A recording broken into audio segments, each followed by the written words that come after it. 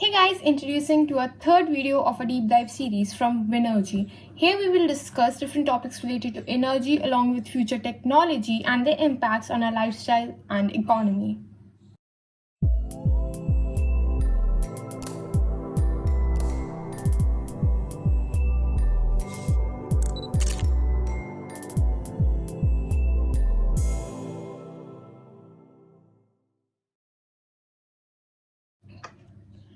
Every day we come across the same rant: save the environment, save the earth, go green and stuff. But have you ever considered that though there are so many renewable forms of energy, then why are we so heavily relying on non-renewable fuels?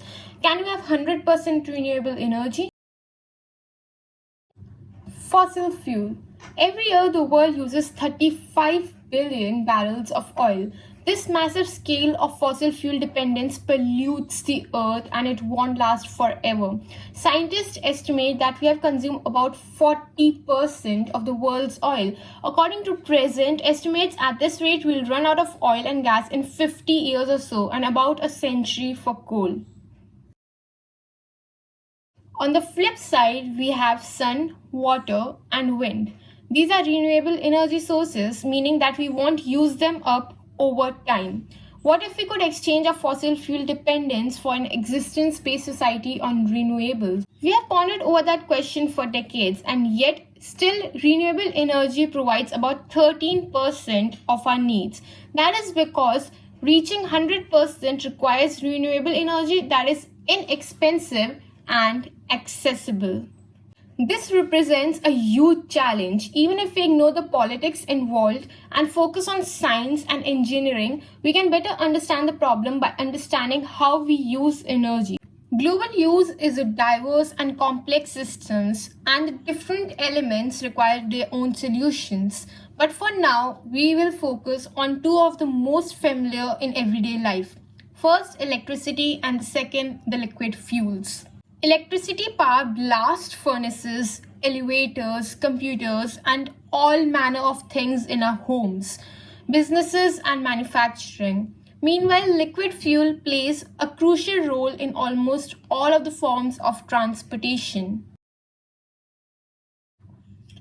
Electricity. Let us consider the electrical portion first. The great news is that our technology is already advanced enough to capture all that energy from renewables, and there's an ample of supply. The sun continuously radiates about 173 quadrillion watts of solar energy at the earth, which is almost 10,000 times our present needs. It's been estimated that the surface that spans several 100,000 kilometers would be needed to power humanity at our present usage levels. So why don't we build that? Because there are other hurdles in the way, like efficiency and energy transportation. To maximize efficiency, solar plants must be located in areas with lots of sunshine year-round, like deserts. But those are far away from densely populated regions where energy demand is high. There are other forms of renewable energy we could draw from, such as hydroelectric, geothermal, and biomasses, but they also have limits based on availability and location. In principle, a connected electrical energy network with power lines crisscrossing the globe would enable us to connect or transport power from where it is generated to where it is needed. But building a system on this scale faces an astronomical price tag. We would lower the cost by developing advanced technologies to capture energy more efficiently. The infrastructure for transporting energy would also have to change drastically. What's the current situation like?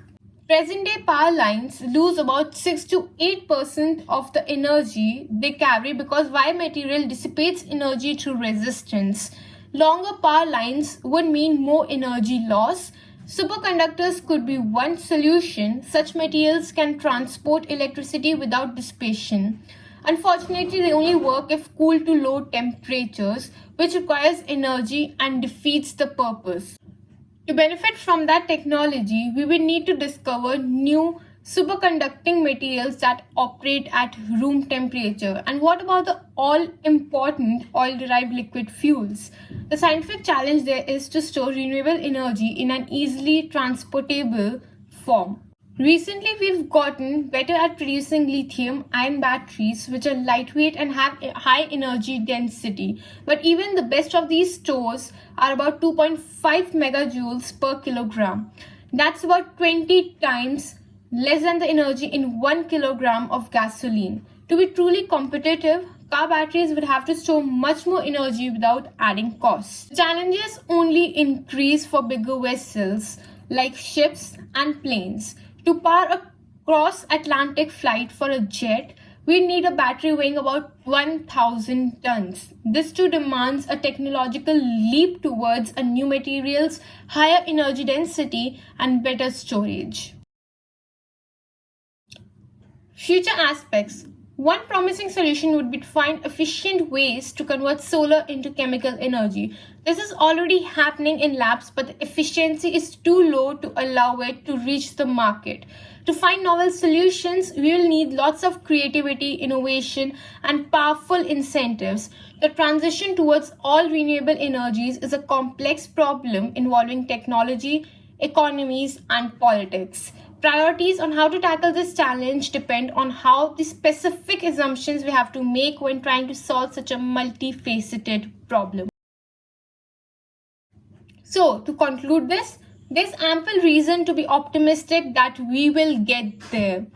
Top specific minds around the world are working on these problems and making breakthroughs all the time. And many governments and businesses are investing in technologies that harness the energy all around us.